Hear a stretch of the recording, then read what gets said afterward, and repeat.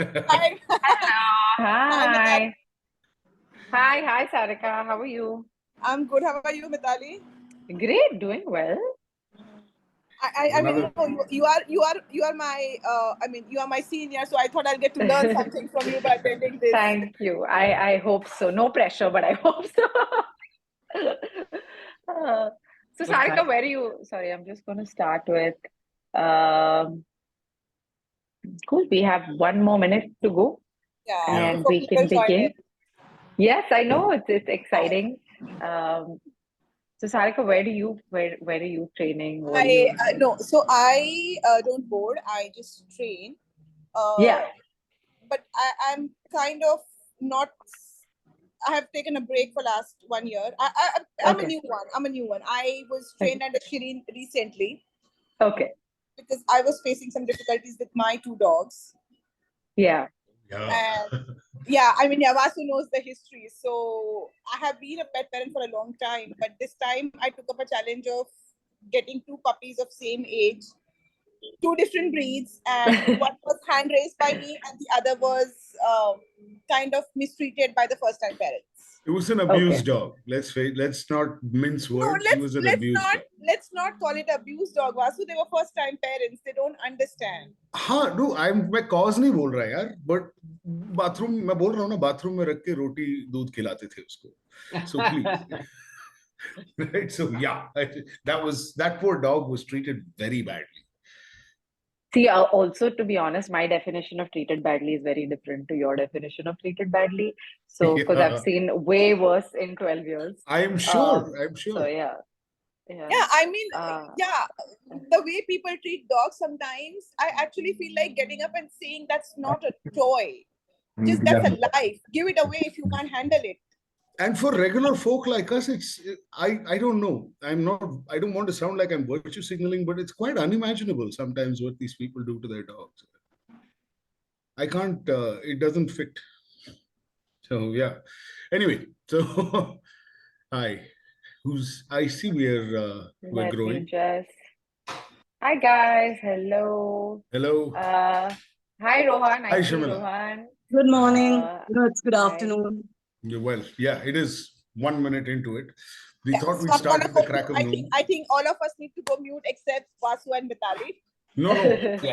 I'm going to just, for those that don't know, I'm going to tell you who she is. I think we can begin, right? Mitali, shall we go? Absolutely, let's do it. Yeah. All right. Another Sunday, crack of noon. Well, 1 minute past. Our domain expert du jour is Mitali Salvi. She is a trainer and a behaviorist of tremendous experience. And without exaggeration, she has helped over 1,000 now, Mitali, over 1,000 Yeah. dogs and their humans. And she's certified. She has a host of certifications, both domestic and international. And we are privileged to have her talking to us today. Thank you so much. Please, Thank you for the floor is yours. introduction. Just hold on. I can hear my own voice myself. Let me just figure that out. If there's anybody here that can help me, please let me know. Which I couldn't do before. Okay. Do you know how I can? Okay. Try logging in back again. Log out and log in. Cool. I think Let that me should try help. that. Okay, let me just try that out, guys. Use take out AirPods, try using the normal thing and see. Put your AirPods away.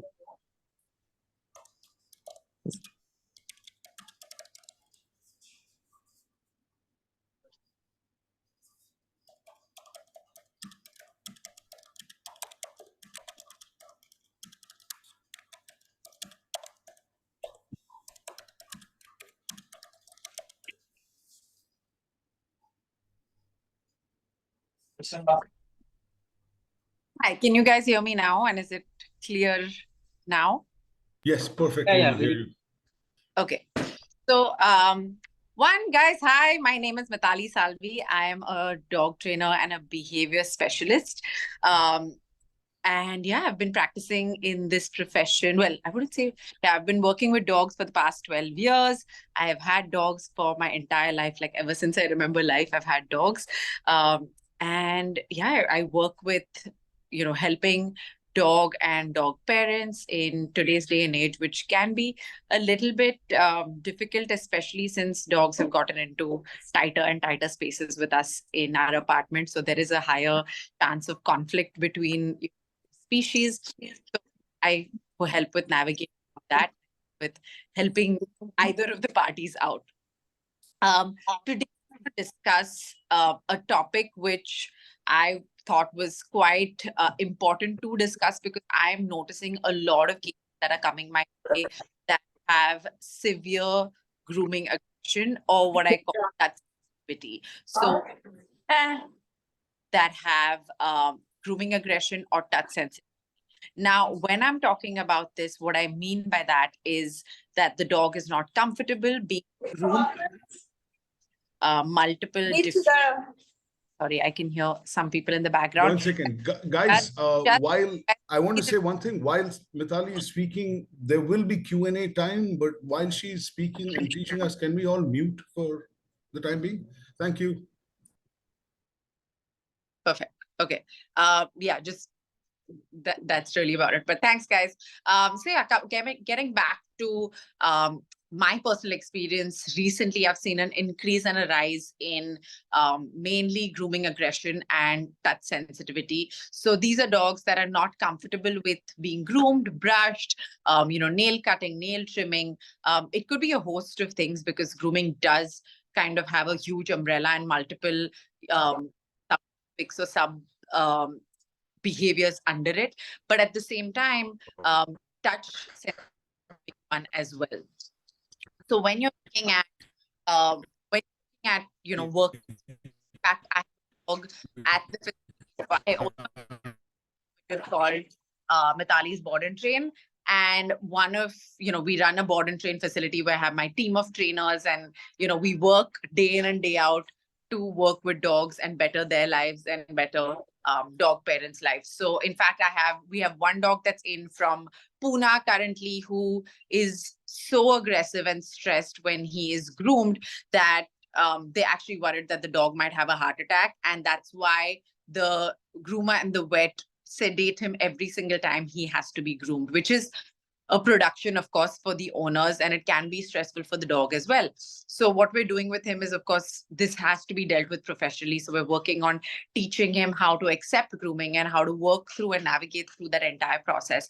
And we get dogs like this all the time. That are, of course, the scale can be much lower, wherein the dog is just uncomfortable with, say, his paws being touched or, say, a hairbrush, versus all the way to a case like this where the dog is just absolutely aggressive, will bite. And, of course, in the process, stress himself or herself out as well. So I do want to talk about, what is it that we can do in terms of pet parents to help make this process a little bit seamless and a little bit easier on both the human beings, that being the groomer, that being the pet parent, or that being the dog in itself. If you have any questions, guys, please post them in the chat below. I will address them once we are done with, the basic gist of things.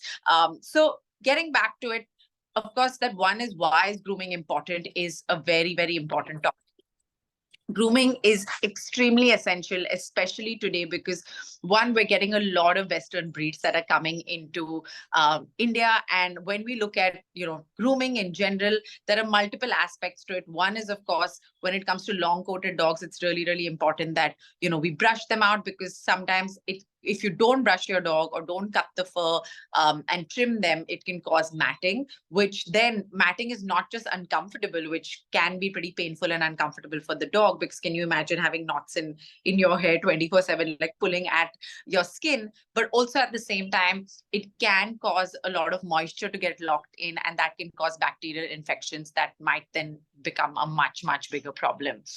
Of course, you have, like general grooming with a brush every day can, of course, increase your dog's blood circulation. So that can also be good for your dog, as well as a very, very important point, which is you will kind of get the chance to, get a deeper perspective into, like, say, ticks, fleas, which again cause a lot of infections and a lot of diseases as well. So it's really important that we groom our dogs. A very kind of essential point has to be nail trimming. Now, remember that if your dog's nails are overgrown, a big problem that's going to happen because of that is that your dog, one, will not get proper traction. So in order to run, and I see this increasing problem because a lot of our times today, our floorings are not made of natural materials that dogs used to be initially, walking on, or that's what their ancestors walked on.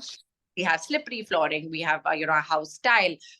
They're not really running on, soil and mud and grass. So it's really important that, we make sure that the nails are properly trimmed. Another important thing that I see very often when we get cases of like dogs that absolutely will not allow the groomer or the pet parent to cut their nails is because of the overgrown nails, their posture kind of goes sideways, and that can cause, again, improper posture, which can be painful and can put stress on the dogs and completely change the muscle structure as well, which can also be uncomfortable for the dog. So couple of pointers to remember. Now, jumping into whether, home grooming or, salon grooming. Of course, I'm not a groomer. I'm here from a completely training perspective and what you can do to make life easier for the groomers. But I do believe that, there is a professional angle that there is to even training and to grooming as well. And I have a lot of friends that are groomers and they do a fantastic job because they know their craft. So if you have a long coated dog, that needs proper essential grooming, then I would definitely recommend that you must take it to a professional and get it properly done by, them. Of course, me personally, I have a very short-coated dog. She's an Indian dog. She will be on camera in a bit. But when she's a super short-coated dog, I don't really take her to the groomers. It's easy for me to brush her coat. It's easy for me, to be able to even do her nails at home. Of course, I've worked her through it and have trained her through the process. Well, and also it becomes a great bonding exercise for me and her. So that is also something that you can look at it as, we just chill together. I brush her, I get to feed her treats in the process, and I get to do her nails in the process. So it can be pretty nice for me and her to take that time out as well. So it purely depends on, your dog and what are the requirements for your dog. But it's really important, and I must stress on this point, is that it is your job to make grooming easier for your dog, as well as to make sure that the groomer's job is easier, as well as the groomer is safe. We get a lot of dogs, of course, touch wood, the owners have now realized that, we need to put in the effort to send the dog in for training, but we have dogs that have bitten multiple groomers, and owners sometimes expect the groomer to figure this out because, they're a groomer. However, remember that it is, they're on timelines. Of course, at the end of the day, if you are running a salon, you can't, the groomer's not going to have the time to take it nice and slow, keep putting the dog on the table. That's something we do as trainers, wherein we make sure that the dog is put on the table. He gets a lot of treats, slow and steady. And I'm going to show you those exercises as well. But please make sure that it is your job to get your dog used to a lot of touching, used to a little bit of restraint, because there is going to come a point of time when, say, the, hair is getting cut. At that point of time, you are going to be responsible and the dog has to stay steady. So a little bit of, staying steady sort of exercises are really important for your dog. I am going to just go into the chat really quick and check what are the questions that we have. My baby Muffin doesn't like being brushing. He got aggressive so much during brushing. And how do I clean his mouth area? Another question that we have, speaking of fleas and ticks, what do you think of Brevecto? Another question that we have, how frequent should we bathe them? So great questions. One, answering number one, if your dog has aggression when it comes to grooming. So if your dog has grooming aggression and aggression towards touch, it is going to be a fairly, systematic training approach that you need to take to it. I personally am not a fan of just, pulling the dog through it and kind of, getting through the whole process. So step number one, again, definitely get in touch with me later if you need any help, because I do not recommend doing aggression or fixing aggression at home without any professional guidance or help. So one, of course, I muzzle condition all my dogs that have possible touch sensitivity or desensitization. So I make sure they are really, really comfortable with the muzzle. And once they're comfortable with the muzzle, I start slow and steady touching exercises so that I know I'm safe, the groomer's safe, the owner's safe. And then slowly I can wean the muzzle off when I know I can trust this dog and the dog is kind of dependable and has started enjoying the process or is used to the process as well. Next question, what do I think about Bravecto? Of course, that would also be a question for a vet. However, as a protocol at the facility, we do have dogs that, take in Bravecto. I've also had a lot of dogs because it's, rainy season, tick fever, and a lot of infections are pretty rampant as well. This is just my personal opinion, is that if my dog is used to, getting or is infection prone, which all of our dogs are, I'd rather do Bravecto than have, my dog go through any sort of, just any sort of disease, discomfort problem. So that's just my completely personal opinion. But just like all medication that are for humans as well, sometimes some do great on some medications, sometimes it might not suit them. So definitely speak to your vet about this. So getting back into, we want to make sure that our dog is extremely comfortable with all kinds of grooming. And that's why I'm going to let you in on a little bit of, what I do with my personal dog and how I work through it. So I'm going to bring out a couple of equipments and tools that might help you in the process. This is just what I use with my dog. So one is I don't use any clippers anymore. Also because one, I have a team of trainers that we need to make sure that the dog is safe. And in terms of the grooming equipment that we use, it's, we got to make sure that it's easy and no matter what, we avoid hurting the dog. Because sometimes when you clip the nail too much, remember that there's a blood vessel in there. It's called the quick. And if you quick the dog, it can be a little bit painful for the dog, but it's also because it's a blood vessel, there will be a decent amount of bleeding. Now, of course, I don't want that. I don't want my dogs to have a negative experience. So I use something which is called the nail grinder. Now, this is what the grinder looks like. It's got like a sanding wheel right here. I will also show you the extension of it. But yeah, this has got a grinding wheel. I use this brand called Dremel, but there are a couple of Amazon. If you just put a nail grinder, there will be a couple that will show up. And of course, it's got, if you guys can see, it's got like multiple settings on it. And when I start it, this wheel kind of starts rotating, right? And it's almost like a nail filer that we use on our nails as well. So there's settings to it. So there are multiple settings to it depending on how quick or how desensitized your dog is. So I like to take it, slow and steady with any dogs that I'm working with. But this is personally what I use, and this is what we use with all of our dogs at Mitali's Board and Train. I'm just going to refer to that as MBT because that's what we call it. So that's something that I use with all of our dogs, and that's what all of our trainers use as well. Of course, if the nails are super long, then I might want to clip it in the beginning with a clipper, which also I will show you. And then maybe go in with the grinder just to kind of file it off. I am going to get a couple more things.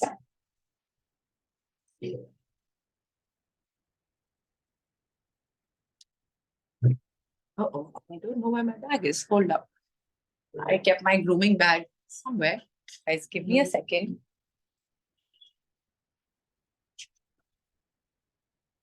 Okay, so the other things that I have, a hairbrush. You can use whatever hairbrush works for you and your dog. They will differ according to your dog's coat. This is something called a rake brush. So it's got like a small little, blade on the inside, but it'll differ according to what your dog has. This is, of course, a ear cleaner. So I want to show you how I start off the process of getting my dog used to the ear cleaner. Then I have some treats with me today, which I will show you on my dog how we work through it. Of course, I have the clipper, which is also something, again, I don't use this as much. I only use this on dogs that have super, super long nails. I have it's called a bully stick, which is just a chew bone. I usually use this with a lot of my puppies that I want them to get used to a lot of touching as well. Yeah, that's more treats here again. So I'm going to bring my dog out I have my husband here to help me out with holding the camera while you guys see the process. But just a couple of exercises that I'm going to show you. If you have a puppy, start them young. Of course, in general, also start them young. But if you have a young puppy, start these exercises at home. And if you have an aggressive dog, please do not try this at home. Please get in touch with a professional before you try any of this at home. I do not want anybody to get hurt, bitten, and I don't want any dogs to have negative associations towards this process. But if you have a puppy at home, this is what I would recommend to start with. And now we need to find my dogs. Hold up. I'm just going to get her. Hi, everybody. Hi, Pandu. Come here.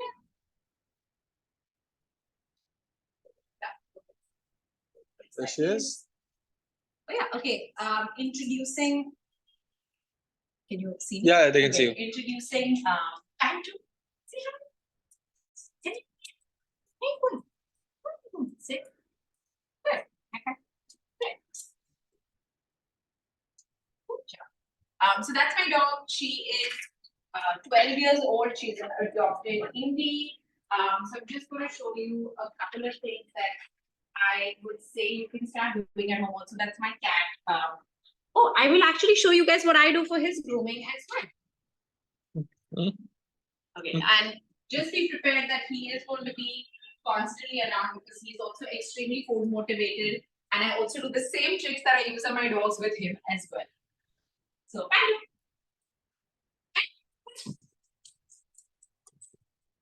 good. So I have a couple of treats around here. And let me just show you what I do with her. So I think I'm going to start with thanks. Good. Good. So I'm going to start with using, this is her morning, like afternoon lunch. So I'm just using her afternoon lunch and I'm going to start with a little bit of brushing. And I'm going to say yes. And I'm going to feed her.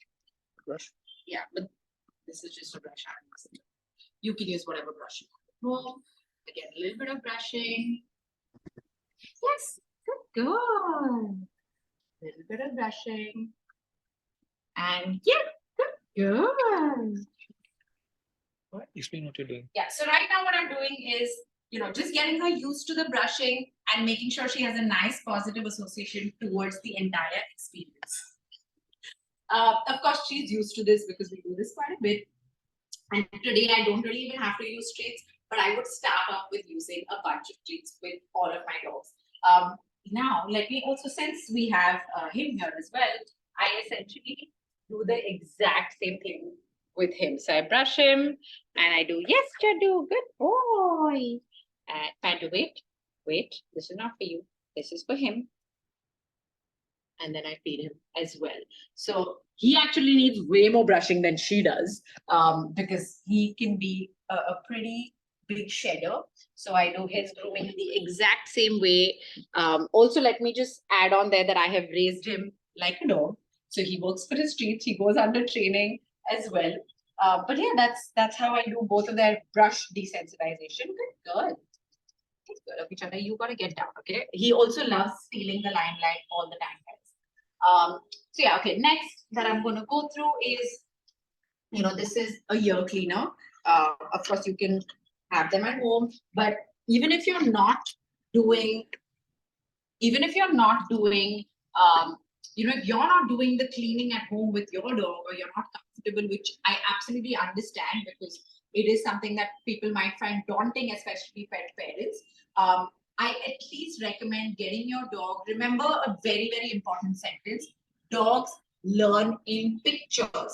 Okay, so if you haven't created that picture over and over again for the dog to see and make the dog comfortable with that picture, the dog is going to have a little bit of a freak out and is not going to be comfortable if you just randomly one day put that dog in that picture, right? So simple things that I would like to do with my dog, that I recommend doing with your dog as well is like, you can use any bottle. You don't even have to use the specific cleanser or cleaner as well. But something that I like to do is, just take the dog's ears, do a little bit of this touching and rewarding again. Right? So coming up to it, yeah, just ignore Charlie. But again, going into, the ear, kind of just touching, and yes, good girl, and rewarding her for it.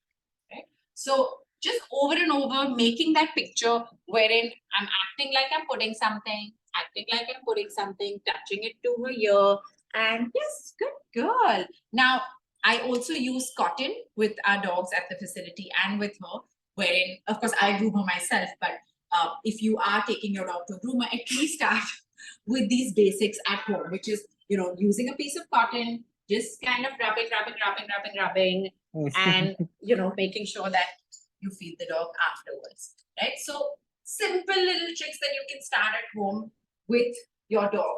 Now, of course, same thing with the clipper. Say, for example, I have the clipper. Of course, my first step will be getting my dog used to, touching the paw, which is really important. Ignore him. So I'm going to start with, making sure that her paw touching is great. The dog is comfortable. Yes, good girl. Good job. Good girl. And again, good. So she's comfortable with me touching her paw. Good. Good girl. Come on. Again, now next step that I would go, of course, this is me showing you in like fast forward. So take your time with your dog, and every dog will have a different time frame. But going into this, I'm going to start getting her used to just feeling this. Yes, good girl. Now this will be a completely different feeling because it's metal and it's plastic, right? So I'm going to take it really slow and steady. Good. So I'm going to touch. Yes, good girl. And I'm going to reward her for me just having to touch her, and then slowly and steadily I'll work her up to, maybe even feeling a tip, a trick, a hack that I will also tell you, which is a trade secret, is something that I do with a lot of dogs at the facility. That, remember, dogs are smart. They know the difference between like me touching and then me actually going to clean, right? Or the sound of the cutting of the nails, especially. So what we do at the facility is we use a toothpick. So what I do is I hold the dog's paw, I put a toothpick around here, and when I actually clip the toothpick, so it still makes the sound of the nail cutting, and the dog still gets used to that sound of going cut, right?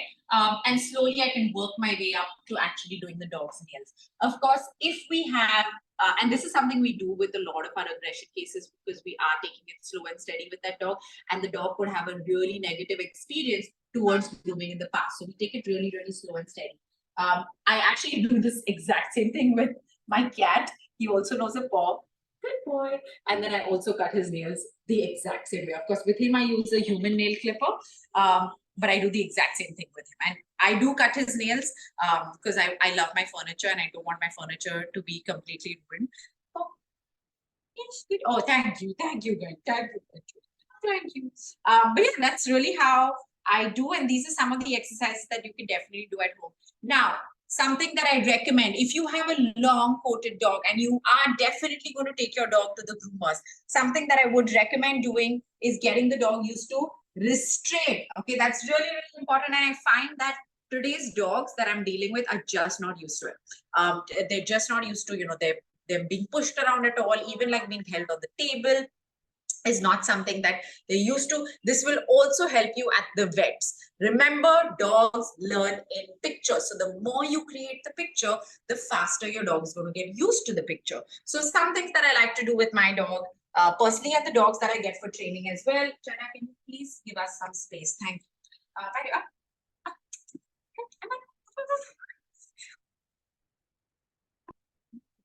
you.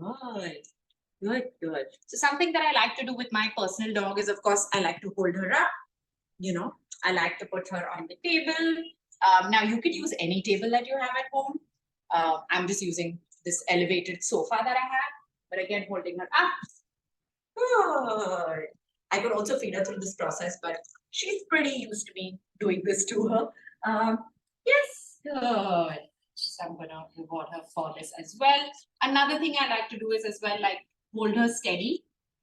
I do this a lot with her because at the vets as well, when she is, a rule that I like to follow with my personal dog, and I tell my owners as well, is that the good and the bad is done by me. I do not leave it up to, that I'm the good cop and the vet's the bad cop, or the groomer's the bad cop. So a lot of times when I take her for her vaccinations, when I take her for her grooming, well, I don't take her for grooming, but whenever I take her for her vaccinations, I am always the one that's holding her whenever, she's getting her blood drawn up or whenever she's getting injected, because I want that relationship that I have with her to be also of trust. And I don't just want randomly 4 people like holding her down and, having her injected. That's not going to be a good idea. And I'm just not somebody that recommends that. So getting back into what I do with her. Somebody asked, those of us with larger dogs may need to train the dog to get around the table themselves. Yeah, definitely. I do think that is something that you can work on. For me personally, and in my career, I haven't really let my dogs jump on the table too often. And even if I do let them jump on the table, I make it very, very clear to the dog that he cannot jump off the table. So I don't usually do like on and off and on and off with my dog on the table, because I don't want that choice to give to the dog that you can jump off the table anytime, because the dog can get hurt in the process of it. So say your dog's being groomed and your dog has the picture that he can jump off anytime, and he's being groomed, his nails being cut, and randomly the dog jumps off the table, the dog can get hurt in the process. So that's why, even though I have, like when we work with Rottweilers or Alaskan Malamutes or Huskies or Dobermans, I do teach them to get onto the table, but I make sure that I always lift them off the table. And that's something that I always teach my dogs. I do not like them jumping off the table. So yeah, that's something that you can do. Of course, at MBT, I have a team of trainers, so we make sure that at least 2-3 of us, get the dog into the habit of lifting up and putting on the table and working through. So I'll have my trainers just, we're not groomers, but we act like we are groomers, so that we make the job for the groomers much easier, and we make the job for the pet parents much easier as well. So a lot of times I'll work my way up. Of course, like I said, she's pretty used to this whole process of it. Good. Right. Yes, good. Also, we have Mr. Also, my cat's name, just so you guys know, this is Chaddy. Hi, Chadda. Yes, good morning. So Chaddu is also just for entertainment value. Chadda, sit. Oh, good. Chadda also knows a really funny trick called play dead. Good job, Chadda. Good job. So like I said, I've raised him like I've raised a dog. So yeah, those are simple exercises that you can start off at home with your dog. And then slowly and steadily kind of take it up from there. If you have any behavioral issues with your dog, do not try these at home. Make sure you can get in touch with me via Instagram. My Instagram handle is Mitali Salvi. There is also, Mitali's Board and Train, which is our business handle, which is our Board and Train handle, which is, I think, also on the group that has been posted. So please get in touch with us or an expert to help you through that process, because that will look a little bit different. I hope this session helped you guys. I'm going to take a little bit of questions now. We will get back to the table.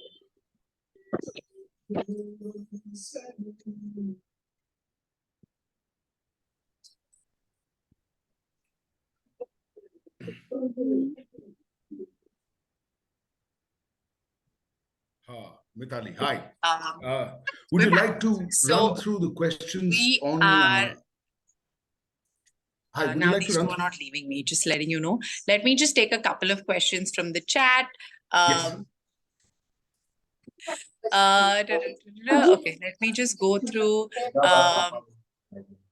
I adopted an older indie male because of a leopard prowling near our newly built house. He has occasional aggressive tendency. He has a limb length discrepancy and also limp because of that. And that frequently injured his one overgrown nail on the leg. He doesn't, that doesn't basically touch the ground. I got a grinder on your recommendation, but very scared to use it on him.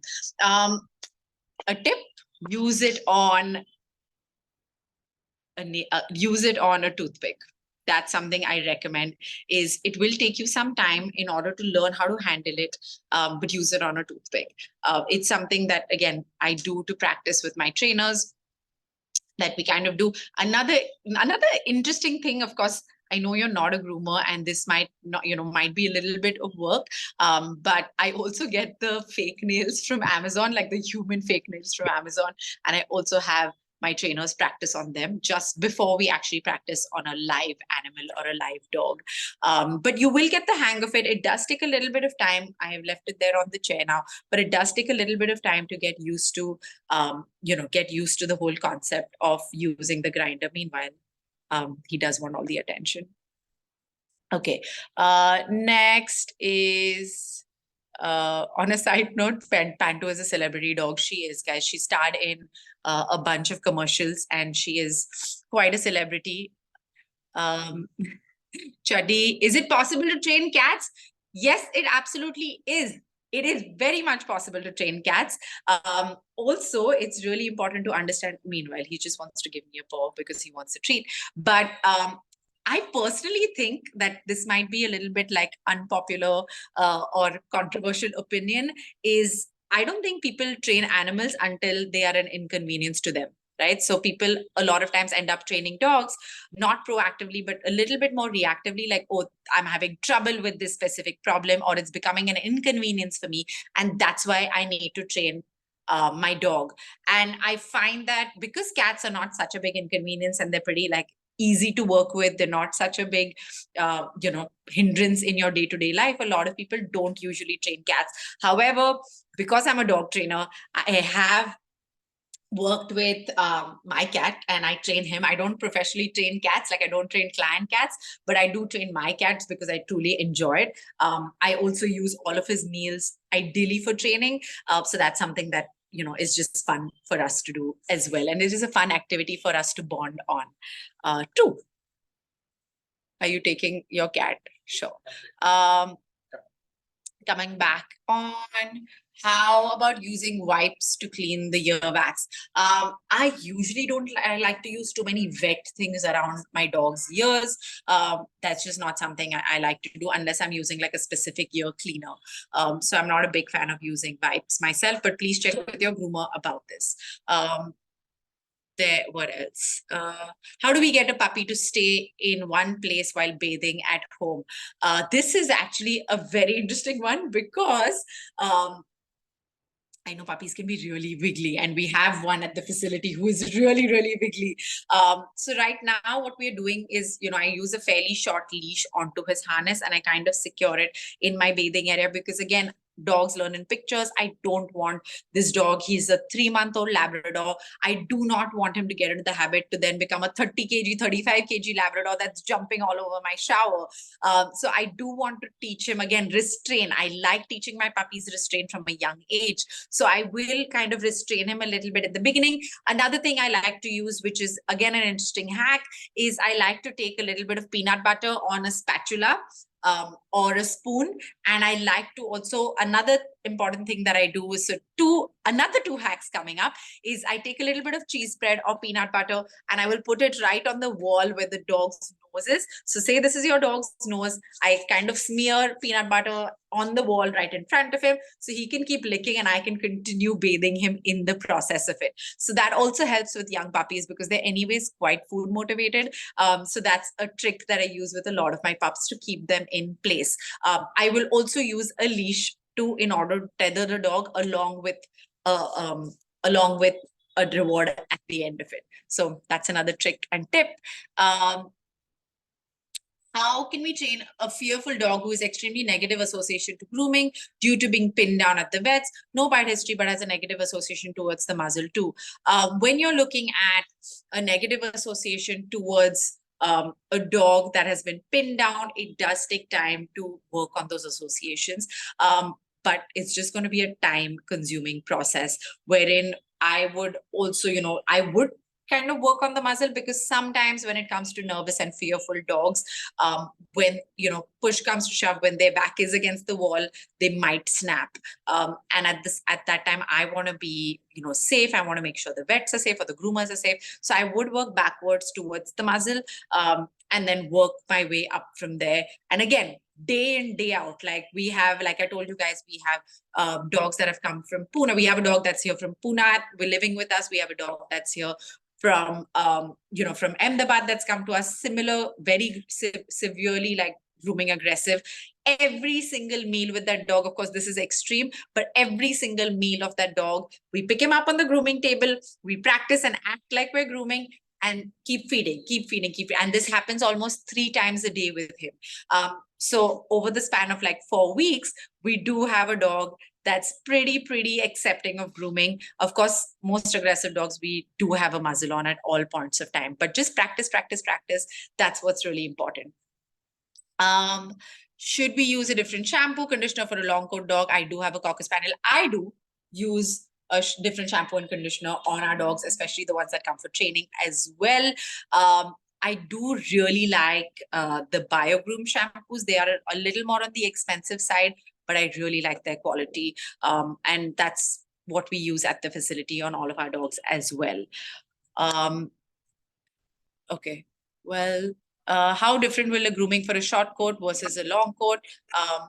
Again, I explained that to you, which is, something that like with Pantu, I bathe her probably like once every 3 to 4 weeks, because again, I don't want to overbathe her and remove her natural oils from her skin, because again, dogs were not used to being bathed like once every week, but I understand they live in our houses today and we do not want like, a lot of dust around our houses. So just brushing them regularly will help as well. Coming back to, my dog wants to get her nails painted. What color should I paint them? This is my husband who is listening to this conversation, just to let you guys know. And he clearly wants to paint our dog's nails, guys. He clearly wants to paint Pantu's nails. So I'll leave it up to him to decide what color he wants to paint them. I have another friend. Can we clicker train our spouses? I would like to think that I have maybe, guys, that's a good idea. Thanks, Kashi, for that idea. I might start clicker training Ali as well. Unsweetened peanut butter as a trick. Absolutely, you can definitely use that. Could you repeat the same? Oh, the name of the brand. I like to use BioGroom. BIOGROOM, BioGroom. You also get them in like different coats for different colors of dogs, which is also quite interesting. It is an international brand. I buy it like off Amazon or even at the pet store. But yeah, you can use the brand. They also have a conditioner. They also have a shampoo. They have like a brown luster shampoo, which is sometimes what I use on Pantu. They also have like a black shampoo, which makes the dog, like a black dog, look really nice and silky. So that's something I like as well. Going back to the questions.